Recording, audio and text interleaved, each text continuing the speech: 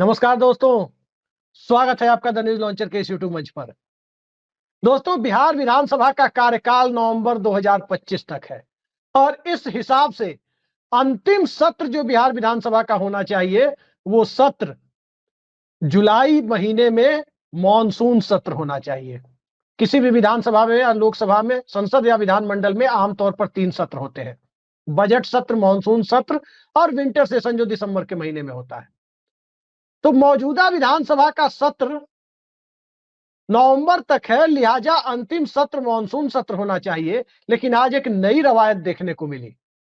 Budget सत्र का अंतिम दौर चल रहा है। वैसे बजट सत्र 28 मार्च को है, लेकिन चर्चा है कि आज या कल ही बजट सत्र को वाइंड अप किया जा सकता है। तमाम विधायी काम लगभग पूरे हो भी गए हैं। आज बिहार विधानमंडल परिसर में फोटो सेशन का कार्यक्रम हुआ। सभी विधायकों से स्पीकर महोदय ने अपील की कि वो विधानमंडल कैंपस में जमा हो जाएं और सबने, मुख्यमंत्री, कैबिनेट, नेता प्रतिपक्ष अग्रिम पंक्ति में थे और सारे विधायक जो आज मौजूद थे, सबने एक फोटो सेशन कराया। आमतौर पर ऐसा फोटो सेशन विधानमंडल के आखिरी सत्र के आखिरी दिन होता है, तो इस लिहाज से तो इसे मानसून सत्र में होना चाहिए था। तो क्या बिहार विधानसभा का चुनाव समय से पहले होगा? यानी ये आखिरी सत्र है और इसके बाद क्या बिहार विधानसभा भंग कर दी जाएगी? मैंने कई विधायकों से बात की, सबने यही कहा कि आमतौर पर पहले सत्र, जब पहली बार विधानसभा गठित होती है, उस वक्त एक फोटो सेशन होता है सभी विधायकों के साथ, पहले सत्र के समापन पर या बीच में किसी दिन। और आखिरी सत्र में अंतिम दौर में एक फोटो सेशन होता है जिसमें सभी विधायक जो भी उपस्थित होते हैं, उम्मीद की जाती है कि सब लोग रहेंगे और फिर एक ग्रुप फोटो आती है। कई सारे सांसदों के घर में मैंने देखा है, पूर्व सांसदों और सांसदों के घर में, कि वहां पर उनके घर में ब्लैक एंड व्हाइट जमाने से कलर जमाने तक जब भी जो सांसद रहा है वो ग्रुप फोटो मौजूद होती है, या तो पहले सत्र की या आखिरी सत्र की। आज ये नौबत क्यों आई है? और इसके साथ साथ दिल्ली में आज एनडीए के नेताओं की बैठक, भाजपा के मुख्य सचेतक और बिहार से भाजपा सांसद, राजद के टिकट पर अपनी राजनीतिक पारी शुरू कर भाजपाई बनने वाले संजय जायसवाल के घर पर दिल्ली में बुलाई गई। चर्चा है दोनों उप मुख्यमंत्री भी दिल्ली आ रहे हैं। तो क्या बिहार में चुनाव की रणभेरी बज चुकी है? कांग्रेस के लोग दिल्ली से पटना पहुंच चुके हैं और इन तमाम मुद्दे पर चर्चा के लिए हमारे साथ रोज की तरह मौजूद हैं वरिष्ठ पत्रकार और जाने माने राजनीतिक विश्लेषक ऋषि मिश्रा जी। ऋषि जी, बहुत बहुत स्वागत है आपका हमारे इस कार्यक्रम में। और नमस्कार। सबसे पहले ये फोटो सेशन जो कराया गया है, इस फोटो सेशन को देख करके आपको क्या लगता है? ये फोटो सेशन दरअसल याद किस चीज की दिलाता है जानते हैं?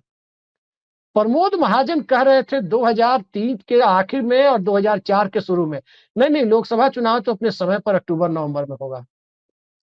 ये बात प्रमोद महाजन कह रहे थे, भारतीय जनता पार्टी के मुख्य रणनीतिकार। और अटल बिहारी वाजपेयी के साथ बजट सेशन जो बुलाया गया समय से पहले, उस बजट सेशन में तमाम सांसद फोटो सेशन करा रहे थे। तभी लोगों को अंदेशा हुआ कि बजट नहीं, लेखानुदान आएगा, यानी वोट ऑन अकाउंट आएगा। वही हुआ। वोट ऑन अकाउंट, जिसे आम बोलचाल की भाषा में आजकल अंतरिम बजट कहते हैं, वही आया। और वो फोटो सेशन की नौबत क्यों आई थी, लोगों को समझ में आ गया। आज बिहार विधानसभा में जो फोटो सेशन हुआ है, क्या ये अंतिम सत्र है बिहार विधानसभा का, मौजूदा विधानसभा का, या कोई और कारण है? सबसे पहले तो अभिषेक जी, आपको जन्मदिन की ढेर सारी शुभकामनाएं। बहुत बहुत जी, बहुत बहुत शुभकामनाएं। धन्यवाद ऋषि जी। और ऐसे ही जनता से जुड़े हुए मुद्दे को उठाते रहिए, आगे बढ़ते रहिए। और तमाम दर्शकों के तरफ से, न्यूज लॉन्चर के तरफ से, हमारे न्यूज लॉन्चर के तमाम टीम मेंबर के तरफ से आपको जन्मदिन की ढेर सारी शुभकामनाएं। आपने बहुत महत्वपूर्ण सवाल किया। आज बहुत महत्वपूर्ण जो एक फोटो विधानसभा से निकल के आ रही है। जनरली इस प्रकार का जो फोटो सेशन होता है, मैं इस बात से सहमत हूँ, जब विधानसभा के पूरे कार्यकाल का समापन होता है या उसकी शुरुआत होती है, तो इस प्रकार का ग्रुप फोटो देखा जाता है जिसमें नेता पक्ष, नेता प्रतिपक्ष और तमाम मंत्री और विपक्ष के बड़े नेताओं का एक सामूहिक फोटो ली जाती है। सभी विधायक थे, सभी विधायकों का, जी, सभी विधायकों का, चाहे वो पक्ष हो या विपक्ष हो, सबके ड्राइंग रूम में लग जाता है। हाँ, तो क्या ये संकेत है कि मतलब जो आगामी जो सत्र होंगे वो सत्र नहीं होंगे, या ये संकेत है कि जो निर्धारित समय पे जो चुनाव होने की संभावना है उससे पूर्व चुनाव कराया जा सकता है? एक बड़े संकेत मुझे लग रहा है कि यदि बिटवीन द लाइन्स रीड करने की जरूरत है तो इस प्रकार के फोटो तभी आते हैं जब विधानसभा सत्र के या तो शुरुआती दौर में होता है, विधानसभा पूरे कार्यकाल के शुरुआती सेशन में होता है, या एक तरह से समाप्ति के अवसर पे एक यादगार मोमेंट्स को कैद करने के लिए इस प्रकार का फोटो सेशन होता है। तो राजनीतिक संकेत बिटवीन द लाइन्स यही हम लोग रीड कर पा रहे हैं कि हो सकता है कि ये अंतिम सत्र हो। इसके बाद चुनाव आयोग जो है विधानसभा चुनाव की तारीखों की घोषणा कर दे, तो तमाम चर्चाएं आम हैं। अब देखिए क्या होता है, लेकिन चर्चा ये है कि क्या जो पूर्व निर्धारित समय है बिहार विधानसभा चुनाव के अक्टूबर 2025 के आसपास का, क्या उससे पहले बिहार में विधानसभा चुनाव होने जा रहे हैं? जी देखिए ऋषि जी, इस मामले के दो पक्ष हैं, एक व्यवहारिक पक्ष, एक संवैधानिक पक्ष। संवैधानिक पक्ष ये है कि जब 4 साल 6 महीने की अवधि संसद या विधानसभा की पूरी हो जाती है तो चुनाव आयोग के पास स्वतः ही अधिकार हो जाता है कि वो अपनी सुविधा से जब चाहे चुनाव की तारीखों का ऐलान कर दे। जब 60 महीने होते हैं एक संसद या विधानमंडल के कार्यकाल के, विधानसभा के कार्यकाल के 60 महीने होते हैं, 60 मंथ। 54 महीने जब पूरे हो जाते हैं, यानी 4.5 साल पूरे हो जाते हैं, तो चुनाव आयोग को ये संवैधानिक राइट्स प्राप्त हो जाते हैं कि वो चाहे तो करा दे। उदाहरण के लिए उत्तर प्रदेश में मई में सरकार बनी थी 2007 में मायावती की, और चुनाव फरवरी मार्च 2012 में हुए थे। कायदे से मई में हो जाने चाहिए थे। चुनाव आयोग ने ऐलान कर दिया 3 महीने पहले होंगे, उसके अधिकार है। 4.5 साल के बाद तो चुनाव आयोग के पास है ना कि समय तय करने का संवैधानिक राइट्स उसके पास है। एक वो है। दूसरा व्यवहारिक पक्ष ये है कि अगर चुनाव कार्यक्रम की घोषणा भी हो जाती है और कोई सत्र की अवधि अगर है, समय है, तब भी वो सत्र हो सकता है। बस उसमें आचार संहिता के तहत जो चीजें आती है वैसी घोषणाएं नहीं हो सकती। बिहार चुनाव पिछली बार सितंबर में अनाउंस हुआ 2020 में, 2015 में भी बिहार चुनाव सितंबर में अनाउंस हुआ।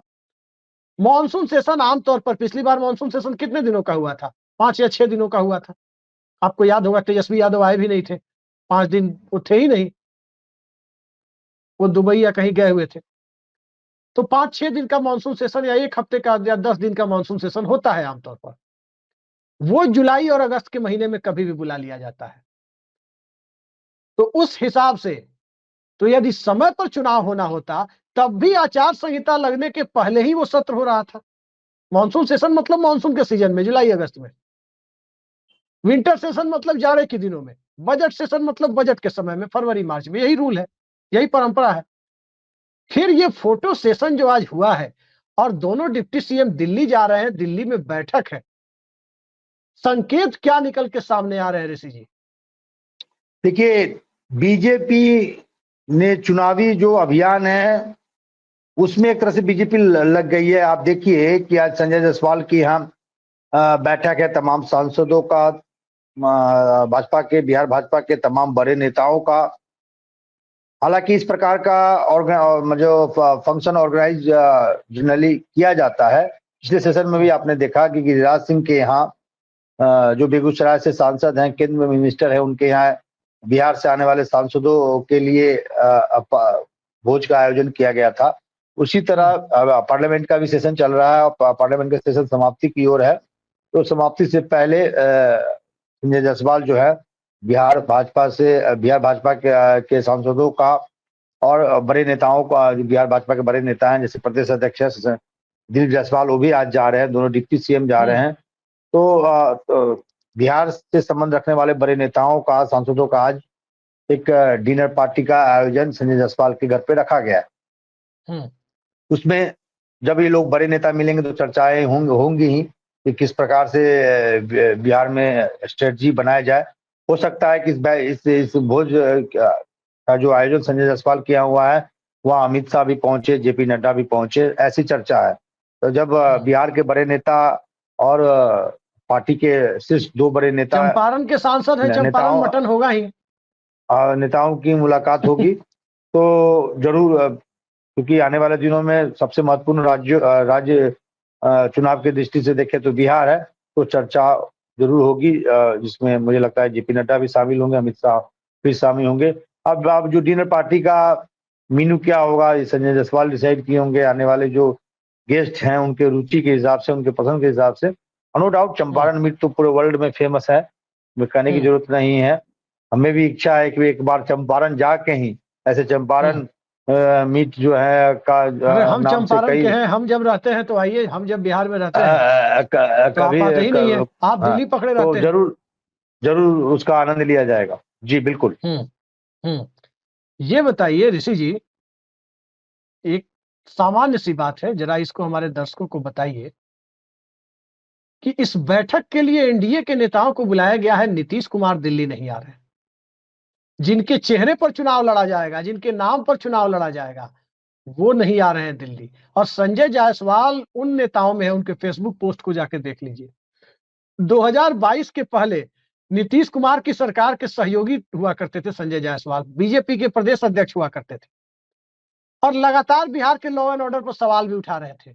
उस वक्त के तो जेडीयू के कई सारे नेता अक्सर कहते हैं कि संजय जायसवाल से नीतीश कुमार बहुत खफा रहते थे। कुछ कुछ बोल देते थे, जाति जनगणना के मुद्दे पर बोल देते थे, कुछ और मुद्दे पर, लॉ एंड ऑर्डर पर सवाल उठा देते थे। उसके बाद अंततः नीतीश कुमार ने भारतीय जनता पार्टी को विपक्ष में बिठा दिया था, 17 महीने के लिए विपक्ष में बिठा दिया, पेनाल्टी लगा दी थी कि अब जाइए, आपका ये पेनाल्टी होता है ना, वैसे ही पेनाल्टी लगा दी थी। अब ये बताइए, आज जो ये बैठक बुलाई गई है, ये एनडीए की बैठक है या भाजपा की बैठक है, या सांसद ये तोड़ने की बिसात बिछाने वाली बैठक है? सीधे सीधे पूछ लेते हैं। मुझे जो जानकारी है एनडीए एनडीए की बैठक है, मतलब एनडीए से संबंध रखने वाले सांसदों की बैठक है। हालांकि उसमें भाजपा के जो बड़े बिहार के नेता हैं, मैंने बताया भी, दिलीप जायसवाल से लेकर दोनों डिप्टी सीएम भी शामिल होंगे। अब देखना होगा कि जेडीयू कोटे से या एलजेपी कोटे से जो सांसद हैं उसमें कितना रुचि दिखाते हैं, कितने लोग शामिल होते हैं, ये देखने वाली बात है। तो लेकिन देखिए, यदि संजय जायसवाल की बात करें तो संजय जायसवाल ठीक है, बीजेपी के बड़े नेता है, 2-3-4 लोगों का नाम यदि मुख्यमंत्री के लिए आता है उसमें उनका भी नाम है, जैसे सम्राट चौधरी हैं। लेकिन उनका एक रिकॉर्ड है सर, उन्होंने अपनी राजनीतिक पारी बतौर राष्ट्रीय जनता दल उम्मीदवार शुरू की थी और 5-6 हजार वोट लाकर जमानत गंवा लिए थे। तो राष्ट्रीय जनता दल से भाजपा में आए, भाजपा ही है। तो सम्राट चौधरी तो सभी पार्टी से घूम के आए हुए हैं, राजद में भी रहे हैं, कांग्रेस में भी रहे हैं, बीजेपी में तो मौसम वैज्ञानिकों का स्वागत है, जनता दल यूनाइटेड में भी रहे, सब पार्टी में वो आए हुए हैं। सबसे प्रोमिनेंट चेहरा तो सम्राट चौधरी है। तो इस क्राइटेरिया पे आप मतलब एनालिसिस नहीं कर सकते हैं। हालांकि संजय जायसवाल का सरकार में कितना चलता है आप भी जानते हैं। एक मैं छोटा सा एग्जाम्पल देता हूँ, बेतिया के जो जिला शिक्षा अधिकारी थे उन पे कार्रवाई के लिए वो कई वर्षों से लिख रहे थे, लेकिन एक तरह से उनके जो मतलब जो डिमांड था वहाँ के जिला शिक्षा अधिकारी को लेकर, एक तरह से अनसुना कर दिया जा रहा था। लेकिन जो वो दबाव बनाते रहे, बाद में आपने देखा भी, और गंभीर आरोप भी थे, कार्रवाई भी हुई। जहां तक एनडीए की बात है तो एक महत्वपूर्ण खबर मैं आपको बता दूं कि इन दिनों इफ्तार पार्टी का दौर रहा है, क्योंकि रमजान का पावन जो है पर्व चल रहे हैं, मतलब पावन दिन चल रहे हैं, और उसमें आपने देखा कि एनडीए के तमाम बड़े नेताओं ने इफ्तार पार्टी का आयोजन किया, लेकिन एक बड़े चेहरे जो इस प्रोग्राम से, इस इफ्तार पार्टी के आयोजन में नदारद रहे, उसमें नाम है उपेंद्र कुशवाहा का।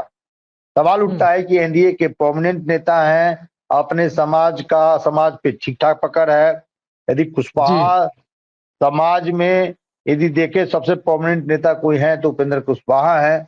और उपेंद्र कुशवाहा का चाहे वो चिराग पासवान के यहाँ इफ्तार पार्टी हो, चाहे वो नीतीश कुमार के यहाँ हो, चाहे जीतन राम मांझी के यहाँ हो, इन तमाम इफ्तार पार्टी के प्रोग्राम में उपेंद्र कुशवाहा को नहीं देखा गया है। चर्चा ये है कि जो तमाम जो घटक है या बीजेपी है, बीजेपी का सम्राट चौधरी के दबाव में उपेंद्र कुशवाहा को इतना रिस्पांस नहीं दे रहे हैं। आपने पूर्व में भी देखा है कि लोकसभा चुनाव में उपेंद्र कुशवाहा और सम्राट चौधरी के क्या क्वेश्चन थे। एक तरह से इनडायरेक्ट रूप से आरोप भी लगाया था कि सम्राट चौधरी के इशारे पे ही पवन सिंह को खड़ा किया गया, पवन सिंह को फाइनेंस किया गया। उसी तरह चिराग पासवान के बारे में भी कहा जाता है कि चिराग पासवान की तरफ से इन्विटेशन था, लेकिन चिराग पासवान ने खुद उपेंद्र कुशवाहा को फोन करके आमंत्रित नहीं किया था। वही जीतनराम मांझी को लेकर भी ऐसा ही है। तो क्या उपेंद्र कुशवाहा को एनडीए में एक तरह से दरकिनार कर दिया गया है? यदि दूसरी तरफ यदि महागठबंधन में देखे तो जो एक प्रोमिनेंट फिगर रहे हैं, आपने देखा कि लोकसभा चुनाव में कैसे बड़े या छोटे भाई की भूमिका में थे, एक ही थाली में मछली खा रहे थे, मछली दिखा के खा रहे थे। अब वो मुकेश सहनी, यदि मैं गलत हूं तो मुझे जरूर, अब मुझे टोकिएगा जरूर यदि मैं गलत हूँ, या सम्मानित दर्शकों को भी कहता हूँ यदि मैं जो कह रहा हूँ गलत हो तो जरूर कमेंट बॉक्स में लिखेंगे। मुकेश सहनी को राजद के तमाम नेताओं द्वारा जो इफ्तार पार्टी दी गई, खासकर लालू यादव द्वारा, राजद द्वारा अब्दुल बारी सिद्दीकी के यहाँ जो इफ्तार पार्टी दी गई, उसमें मुकेश सहनी नदारद थे। मुकेश सहनी एक प्रोमिनेंट चेहरा है जो इन दिनों 60 सीटों का भारी भरकम डिमांड उन्होंने राजद से की है।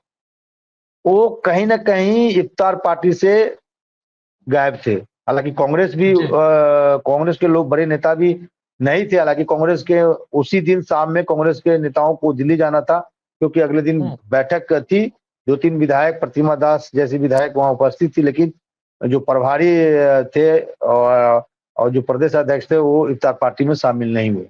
सबसे इंटरेस्टिंग देखिए, चिराग पासवान जो अपने आपको दलितों का मसीहा कहते हैं, उनके यहाँ इफ्तार पार्टी के लाइन में कल भी आपने बताया कि एक भी मुस्लिम चेहरा नहीं थे। और सबसे ज्यादा किसी का वहां पूछता मालूम है, किसका पूछता मालूम है? किसका? खान ब्रदर्स का। खान ब्रदर्स कौन है मालूम है? कौन? सिवान के खान ब्रदर्स कौन है? एक अपने जमाने के नामी गैंगस्टर, वो अयूब खान, और एक भाई का क्या नाम है मैं भूल रहा हूँ, उसको कहते हैं खान ब्रदर्स।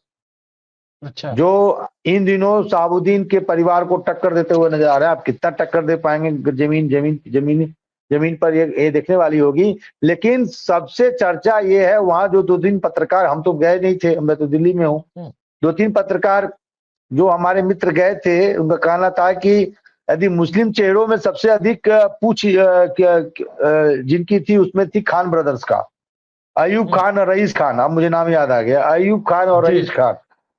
दोनों अपने जमाने के बहुत बड़े गांधीवादी रहे हैं। आप समझ जाइए कैसे गांधीवादी रहे। तो चिराग पासवान की राजनीति के सोच पे मुझे हंसी आती है। आपको कोई और मुस्लिम चेहरा नहीं मिला? ये खान ब्रदर्स से मिले।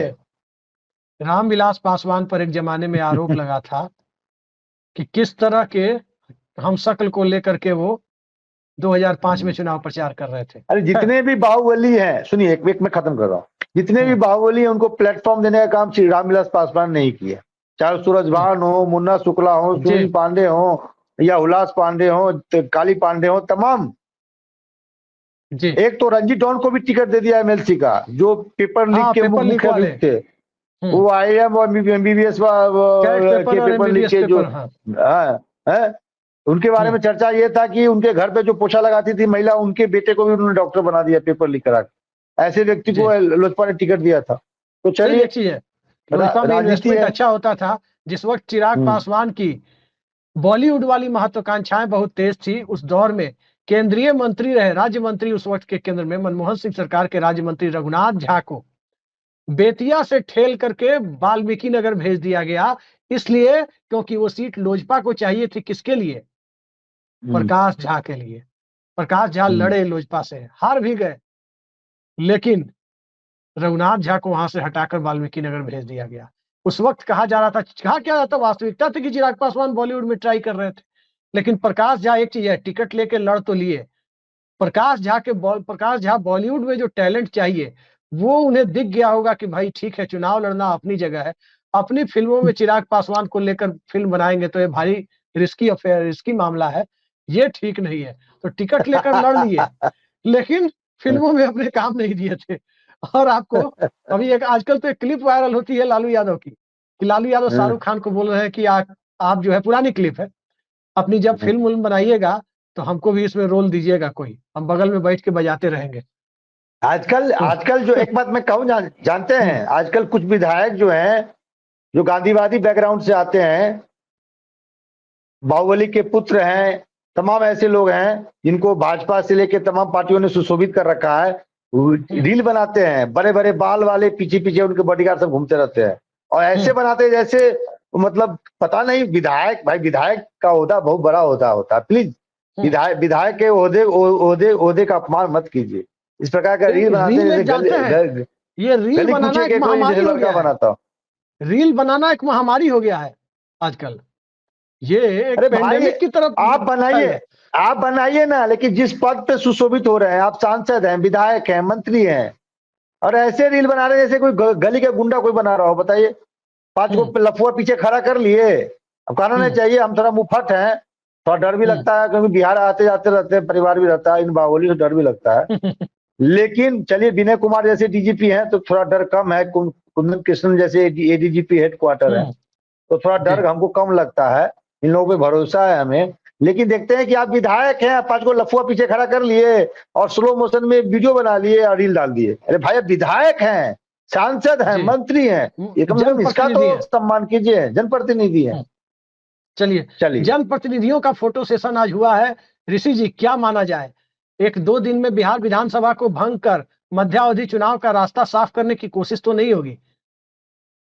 बिल्कुल, संकेत तो यही मिल रहे हैं, लेकिन राजनीति में कब क्या हो जाए, परिस्थितियों का खेल होता है राजनीति, परिस्थितियों का समागम है राजनीति का, जो मतलब जो नहीं, एक चीज देखिए, एक मिनट सुनिए, मैं आपको एक वास्तविक परिस्थिति में आपको बता रहा हूं, जिसके आधार पर आपसे सवाल भी लेंगे, आपकी तवज्जो चाहेंगे उस पर। एक परिस्थिति यह है, देखिए, जनवरी महीने, हर साल जनवरी महीने में वोटर लिस्ट तैयार हो जाती है। एक बार जनवरी में, एक बार जुलाई में अपडेट किया जाता है। जो नए लोग हैं, 18 साल से ऊपर हो गए, या जो लोग पुराने लोग दिवंगत हो गए, वो वोटर लिस्ट के शुद्धिकरण का काम होता है। वोटर लिस्ट अपडेटेड है, वोटर लिस्ट अपडेट हो गई है, वेबसाइट पे भी है। अब उसके बाद चुनाव आयोग को चुनाव कराने के लिए 60 दिन का वक्त तो चाहिए। पिछली बार 3 चरण में चुनाव हुए थे, 10 दिन में चुनाव हो गए थे कोविड की वजह से, तीनों फेज 10 से 11 दिन में, और उसके 13-14 दिन बाद काउंटिंग हो गई थी, 2-3 दिन बाद, मतलब 14-15 दिन में चुनाव हो गए थे। और उसमें अगर और जोड़ लें 20 दिन नॉमिनेशन के, 20-25 दिन, तो कह सकते हैं 40 दिन में ही हो गए थे चुनाव पिछली बार। खैर, कोविड था, 60 दिन तो चाहिए चुनाव आयोग को। अब आज 26 मार्च है, विधानसभा की कार्रवाई, चर्चा है कि आज ही खत्म, वैसे 28 मार्च तक सत्र है, आज ही खत्म कर दी जाएगी या कल खत्म कर दी जाएगी, ये चर्चा बहुत तेज है, क्योंकि फोटो सेशन भी हो गया। क्या आपको लगता है अगली जो कैबिनेट बैठक होगी, उसमें यदि विधानसभा भंग होगी, और तभी तो चुनाव आयोग के पास अपनी, बिना, देखिए, 4.5 साल से पहले यदि चुनाव कराना है तो चुनाव आयोग को तो भंग हालत में विधानसभा चाहिए, डिसॉल्व असेंबली चाहिए, तभी तो अपने प्रोसेस पे आगे बढ़ेगी। क्या लगता है? वक्त बेहद कम है, 31 मार्च के पहले अगर चुनाव में, चूंकि अगर ये आखिरी सत्र है तो इतना तय है, मैं अपने दर्शकों को बता रहा हूं, फोटो सेशन क्या पता किस मकसद से हुआ हो, लेकिन परंपरा के मुताबिक फोटो सेशन आखिरी सत्र में होता है। तो अगर ये आखिरी सत्र है, इसका मतलब यह है कि मई महीने तक चुनाव को खत्म करना है, जून के पहले सप्ताह तक, जैसे लोकसभा चुनाव पिछले साल हुआ था, इसे खत्म करना होगा।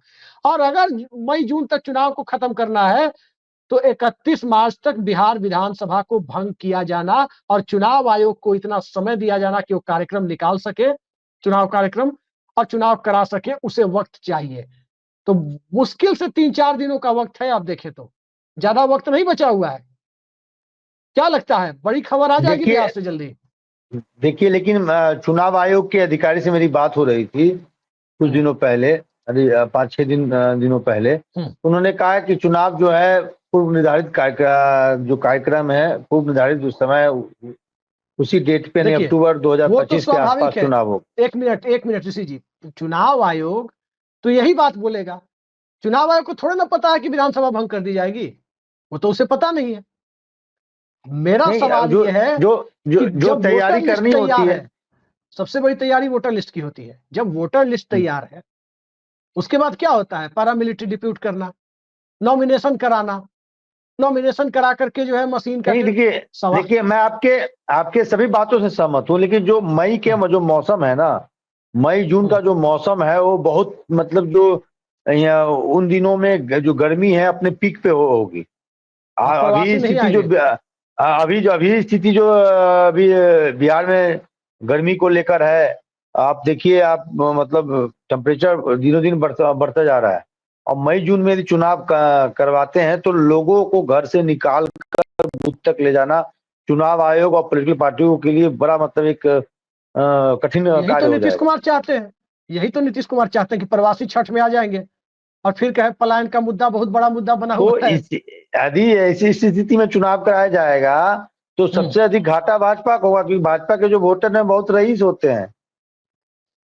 इन जो प्रचंड गर्मी में अपने घर से तो निकलेंगे नहीं, एसी से तो निकलेंगे नहीं। जी।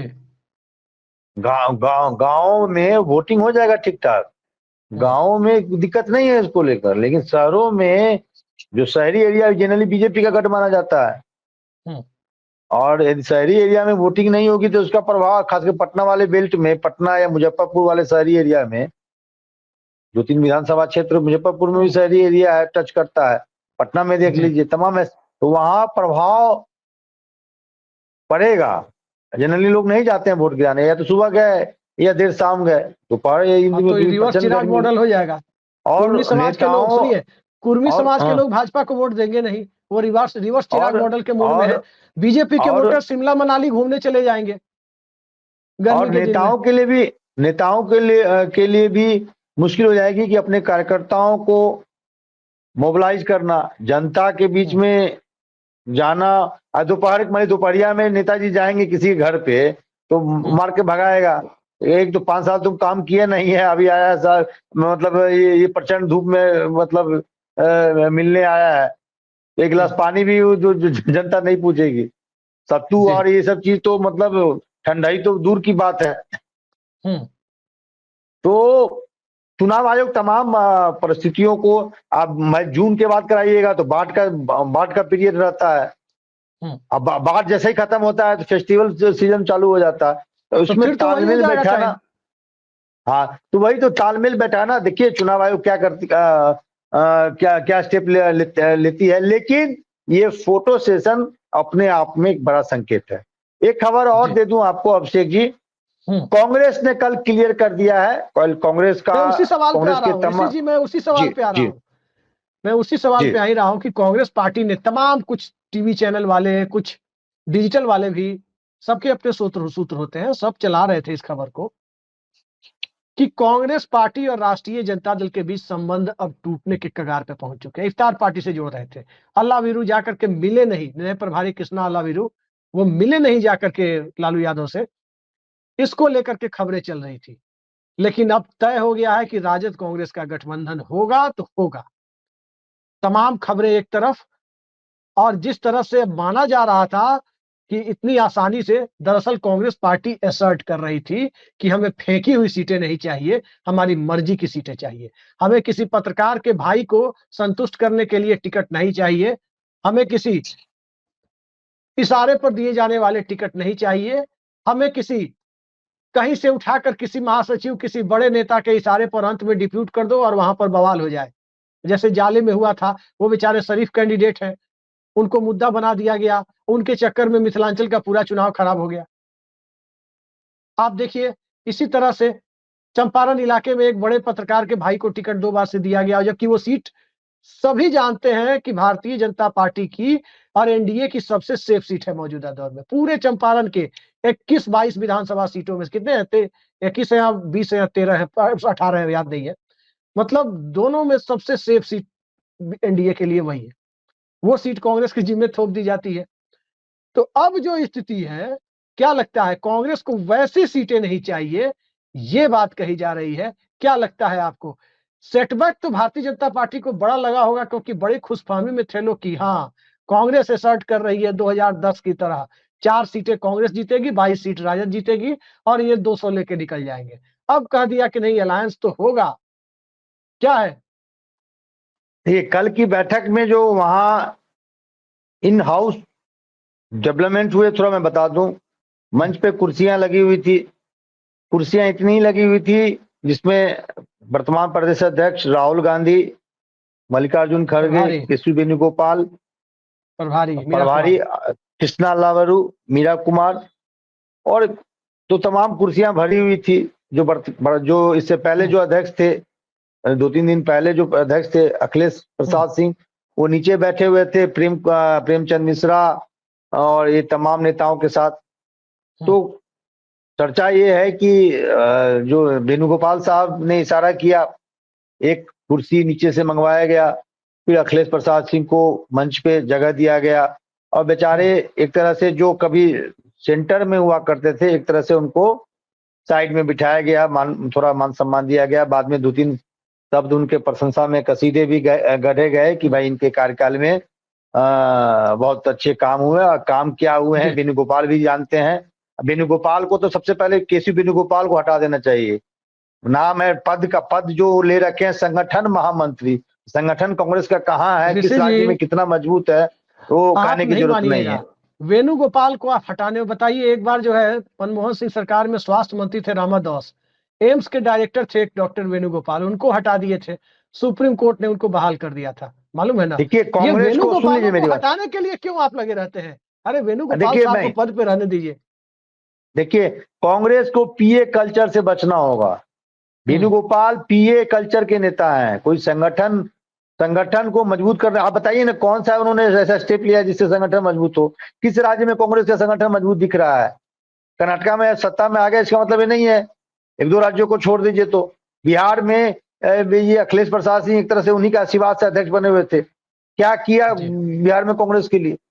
तो ये तो इन हाउस जो डेवलपमेंट हुआ वो हुआ। कई ऐसे नेता जो प्रदेश अध्यक्ष दलित समाज से बनाया गया है, तो कई लोग नेताओं का ये रिजर्वेशन था कि अन्य समाज की तरफ भी फोकस करें, जिसमें अग्रे समाज के भी लोग हैं, उनको भी मतलब संगठन में जगह दिया जाए। हालांकि कांग्रेस का पुराना फॉर्मूला रहा दलित प्लस फॉरवर्ड प्लस मुस्लिम का, जो वर्तमान अध्यक्ष ने इस बात को दोहराया भी। अब ये है कि मोटा मोटी ये एक सहमति बन गई, सुन खत्म कर लेता हूँ, आप भी बोलिएगा। सहमति बन गई है कि राजद के लीडरशिप में ही चुनाव लड़ी जाएगी। जैसे पहले प्रभारी ने कहा कि हम बी नहीं ए टीम बन के चुनाव लड़ेंगे, तो ये बात तो बिल्कुल करेक्ट है कि ए टीम राजद ही रहेगी, ये टीम राजद ही रहेगी, बाकी आप सहयोगी रहेंगे। मेजर जो 70 से कम सीट कांग्रेस नहीं लड़ेगी, बड़े भाई की भूमिका में राजद ही रहेगी। एक बात और मैं बता दूं, 2 डिप्टी सीएम का चर्चा चल रहा है। एक इस पे राजद से बातचीत चल रही है, राजेश राम को घोषित करके चुनाव से पहले, जो वर्तमान कांग्रेस के प्रदेश अध्यक्ष हैं, उनको घोषित करके कि यदि सत्ता में हम आते हैं तो इनको डिप्टी सीएम बना जाएगा। यदि मुकेश सहनी से बातचीत हो जाती है, सीट एडजस्टमेंट हो जाती है, तो मुकेश सहनी को भी चुनाव से पहले डिप्टी सीएम पद के लिए उनका नाम घोषित किया जा सकता है, यानी 1 सीएम प्लस 2 डिप्टी सीएम। और इसका फायदा मुझे लगता है महागठबंधन को होगा। रविदास समाज जो 5.5% के आसपास है, उसका झुकाव महागठबंधन के तरफ होगा, और वो यही रिस्पॉन्स आपको मल्लाह समाज से, सैनी समाज से रिस्पॉन्स महागठबंधन को मिलेगा। तो क्या स्ट्रेटजी होता है आने वाले दिनों में, ये देखने वाली बात है। जी, रिस्पॉन्स की बात की, एक व्यावहारिक पक्ष ये है, व्यावहारिक पक्ष दरअसल ये है, कांग्रेस ओबीसी की बात कर रही है, करनी भी चाहिए। जो भी वंचित तबके हैं, सामाजिक न्याय और मुख्य धारा में लाने की बात होनी चाहिए। बिहार के साथ दिक्कत क्या है कि बिहार में 26-27% ओबीसी आबादी है, आपको पता है। 26-27% ओबीसी आबादी में सबके अपने नेता हैं, उनके अपने नेता यादव समाज के अपने नेता हैं। ओबीसी में 52-55% आबादी तो उन्हीं की है। आधे से ज्यादा आबादी, 26 से 27% जो आबादी है, उसमें 14.25% आबादी तो यादव समुदाय की है, उनकी अपनी पार्टी है, अपने नेता है आरजेडी। कुशवाहा समाज है, उनके भी अपने नेता हो गए हैं, सम्राट चौधरी, उपेंद्र कुशवाहा, सब अपने नेता हैं उनके। ठीक इसी तरह कुर्मी समाज की भी एक पार्टी और नेता है नीतीश कुमार। स्वाभाविक है कि वो तो वहां से तो हिलने का सवाल ही नहीं है। ठीक है, यही तीन है। इसके अलावा जो वैश्य समाज है उसमें भी दिलीप जायसवाल, संजय जायसवाल उनके नेता हैं। तो ओबीसी का रास्ता तो है ब्लॉक, कि कांग्रेस पार्टी उसमें घुस पाए बिहार में। अब आती है बात 36% ईबीसी की। 36% में 12.5% हो जाते हैं माइनॉरिटी, वो कांग्रेस के साथ सहानुभूति रखते हैं, पसमानदा वाले जो है। अब उसके बाद आते हैं 23.5% हिंदू आबादी। अब उसमें सबसे बड़ा समुदाय कौन है? सबसे बड़ा समुदाय है उसके अंदर मल्लाह। उसकी अपनी पार्टी, अपने सबसे बड़े नेता उसके मुकेश सहनी है। भले ही बीजेपी ने एक नेताजी को मंत्री बना दिया है, राज्य मंत्री, पंखा का वो उद्घाटन नाम करते मात्र हैं। के हैं, वो हाँ, नाम मात्र के लेकिन ही हैं। जी, नेता उस समाज के बिहार में सबसे बड़े चेहरे और सबसे पॉपुलर नेता मुकेश सहनी है, इससे इनकार नहीं कर सकते। नोनिया समाज, वो भी बीजेपी के पूर्व डिप्टी सीएम को अपना नेता मानता है, रेणु देवी को। नाई समाज, वो भी कर्पूरी ठाकुर के बेटे जो जेडीयू में है, राज्यसभा सांसद और केंद्रीय मंत्री हैं, उनको अपना, कर्पूरी ठाकुर के परिवार को वो नेता मानता है, इसमें कोई दो राय नहीं है। अब तेली समाज, अति पिछड़े वर्ग में तेली समाज भी है, उसके तो देश में सबसे बड़े नेता है, वो इधर उधर हिलेगा नहीं, नरेंद्र मोदी उसके नेता है। अब उसमें जो नॉन डोमिनेंट कम्युनिटी है हिंदू समाज में, 10% के आसपास उनका वोट है, उसमें तकरीबन 50 जातियां हैं। वो असल वोट बैंक है, जिसमें कुछ पर जाति जनगणना का असर है, कुछ पर नीतीश कुमार के ईबीसी फैक्टर का असर है, और कुछ पर चुनावी हिंदुत्व का भी असर है। उसको कांग्रेस को अपने पाले में खींचना है। ध्यान दीजिएगा इस बात वो पर। जो जगह वो खाली है, जैसे रविदास की जगह खाली थी, वहां नेता नहीं था, कांग्रेस ने अपनी तरफ से जगह भरने की कोशिश की कि कांग्रेस पार्टी रविदासों के बीच में चिराग पासवान अपना बना दे। ये अपनी तरफ से कांग्रेस ने कोशिश की। इसी तरह से नॉन डोमिनेंट ईबीसी जो 8-10% है, वो एक वोट बैंक है जिसकी जरूरत है। क्या लगता है, कांग्रेस पार्टी इतनी माइक्रोस्कोपिक तरीके से देख पा रही है बिहार की सोसाइटी को कि कहां से खींचा जा नहीं, सकता है? एक काम देखिए तो किया है, रविदास के मामले में माइक्रोस्कोपिक व्यू दिखाया है, तो क्या ईबीसी के मामले में वो माइक्रोस्कोपिक व्यू दिखाने की स्थिति में है? स्मार्ट मूव तो है कांग्रेस का, जानते हैं। राजद भी रविदास समाज से आने वाले किसी व्यक्ति को प्रदेश अध्यक्ष बनाना चाह रही थी, खासकर तेजस्वी यादव। तो शिवचंद्र उनके नाम की। एक तरह से, हाँ, और उनके एक और नाम जो भी हो, शिवचंद्र राम और अन्य नेताओं का भी नाम था। तो कांग्रेस ने कहीं ना कहीं राजद का जो फॉर्मूला या मतलब जो थॉट रहा उसको एक तरह से उससे पहले वो मूव कर गई और उनको अध्यक्ष बना दिया। आपने बिल्कुल सही कहा कि जो ये 10% 12% जो ईबीसी में है, जो एक तरह से दरकिनार है, एक तरह से राजनीति के मुख्य धारा में उनका कोई मतलब प्रेजेंस नहीं है। तो कांग्रेस को ये देखना चाहिए कि इन जो वंचित समाज हैं, जिन जो राजनीति के मुख्य धारा से एक तरह से दूर हैं, उनको अपने साथ जोड़े। क्योंकि आपने बिल्कुल सही कहा जी, ओबीसी में देखिए जो डोमिनेंट है यादव है, राजद के साथ है। गैर यादव में कुशवाहा कुर्मी जो है नीतीश के साथ है। ओबीसी में तो दो ही तीन डोमिनेंट है, एक यादव है, कुशवाहा है, कुर्मी है, ये डोमिनेंट और वैसे ओबीसी वैसे है। तो ये लोग डोमिनेट करते हैं पॉलिटिक्स में, तो किसी न किसी खेमा के साथ जुड़े हुए हैं। तो ऐसे वर्ग को आप लुभाइए जो जिनका कोई अभी मतलब खेमा नहीं है, वो मतलब जैसे फ्लोटिंग वोट है, फ्लोटिंग वोट को अपने साथ जोड़ने का आप काम कीजिए। और कहीं ना कहीं ये स्मार्ट मूव है, लेकिन मैं जो कह रहा हूं नैरेटिव के साथ जाना होगा। और जो चर्चा है कि 2 डिप्टी सीएम, तो एक रविदास समाज से, एक मल्लाह समाज से, एक स्मार्ट मूव एक होगा बात जी। समझिए, जो बहुसंख्यक हिंदू समाज में बिहार में जिस नॉन डोमिनेंट ईबीसी की आप बात कर रहे हैं, मतलब तेली, कानू, नाई यानी हजाम, तेली, कानू, नाई और इनको मल्लाह समाज को, नोनिया समाज को छोड़ करके जो 10% के करीब जो नॉन डोमिनेंट ईबीसी है, उनकी जो बात आप कर रहे हैं, अब उनकी जो बात आप कर रहे हैं, उनका तो एक वोटिंग ट्रेंड है कि वो अपर कास्ट के साथ वोट करते हैं। उनके अंदर बैकवर्ड फॉरवर्ड की फीलिंग नहीं है। आप कुम्हार के पास चले जाइए, आप माली समाज में चले जाइए, आप बढ़ई में चले जाइए, आप कारपेंटर में चले जाइए, उस पे आप लोहे का काम करने वाले लोगों में चले जाइए, इन सब में आप देखेंगे कि ऐसी जो जातियां हैं, चौरसिया समाज में चले जाइए, इन सब समाज में आप देखेंगे कि इनकी प्रवृत्ति है कि अपर कास्ट के साथ मिलकर के बड़ा सलाहियत के साथ है और उनके साथ जाकर के वोट करते हैं। तो कांग्रेस पार्टी क्या इस नर्व को पकड़ पा रही है? क्योंकि इस 10% को पकड़ने के लिए उसे सवर्ण वोटों को पकड़ना होगा। देखिए अब संगठन में किस प्रकार से जिम्मेदारी दिया जाता है, टिकट डिस्ट्रीब्यूशन में किस प्रकार से कांग्रेस अप्रोच अपना बनाती है, ये देखने वाली बात है। या एक अति पिछड़ा को, नॉन डोमिनेंट अति पिछड़ा को कार्यकारी अध्यक्ष भी बनाना होगा। बिल्कुल बिल्कुल, यदि आपको उस समाज को अट्रैक्ट करना है तो संगठन और सरकार में आपको कहीं न कहीं रिप्रेजेंटेशन देनी होगी। और हालांकि कांग्रेस ने इसकी शुरुआत कर दी है। अब देखिए आने वाले दिनों में क्या होगा।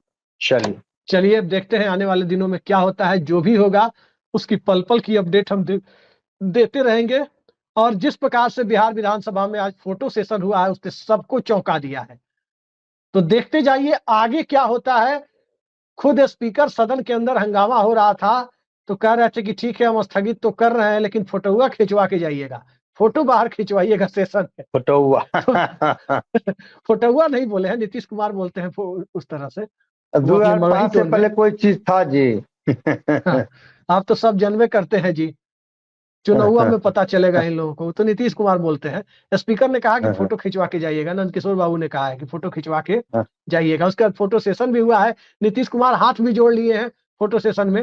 नहीं, तो इस तरह से नंदकिशोर यादव सबको लेकर चलने वाले एक मतलब न्यूट्रल विधानसभा अध्यक्ष, यानी उनका एक देखा है वो कार्य करने की अपना पुराने नेता है और संवैधानिक नेता पद पर, संवैधानिक पद पर बैठकर भी वो व्याकुल नहीं होते हैं। ये बात तो है कि व्याकुल कभी नहीं होते। हाँ, व्याकुल नहीं होते और बिना आपस भेजे वो सदस्य आपस भी चले जाते हैं सीट पर, उनके कहने पर। बहुत सारी चीजें होती। खैर देखते जाइए, बिहार है, बिहार की राजनीति और उसमें भी बिहार की राजनीति के सबसे बड़े मिस्ट्री मैन क्या करेंगे किसी को नहीं पता। नीतीश कुमार जब आए थे मुख्यमंत्री बन के 2005 में, कोई कह रहा था साल 2 साल से ज्यादा नहीं सरवाइव करेंगे कुर्सी पर। आज भी प्रणाम कर रहे थे, आज भी प्रणाम कर रहे थे। साल 2 साल से ज्यादा, साल 2 साल से ज्यादा लोग कह रहे थे नहीं टिकेंगे, लेकिन आते आते उन्होंने अति पिछड़ा दांव खेला, महादलित दांव खेला। अब तो चर्चा है कि नीतीश कुमार सवर्णों की ईडब्ल्यूएस आरक्षण में भी 2 कैटेगरी बनाने की कोशिश कर रहे हैं। तो इस तरह के बिहार की राजनीति में निश्चित तौर पर आने वाले वक्त में भी लोग याद करेंगे कि एक बेहद छोटे वोट बैंक के मालिक होने के बावजूद जातीय आधार पर समीकरणों की सियासत के लिए जाने जाने वाले बिहार में एक व्यक्ति 2-2.5% वोट के का मालिक होने के बावजूद 20 सालों तक, अगर एक कार्यकाल मिल गया तो मान लीजिए 25 सालों तक कैसे लॉन्गेस्ट सर्विंग सीएम बना रह सकता है, ये आने वाले समय में रिसर्च का विषय होगा समाजशास्त्रियों और पॉलिटिकल साइंस के स्टूडेंट के लिए। वाकई ये बिहार है। और देखते जाइए फोटो सेशन हो चुका, अब आगे किस तरह की तस्वीर सामने आती है। बहुत बहुत धन्यवाद ऋषि जी, समय निकाला आपने और बेहद महत्वपूर्ण चर्चा की। नमस्कार।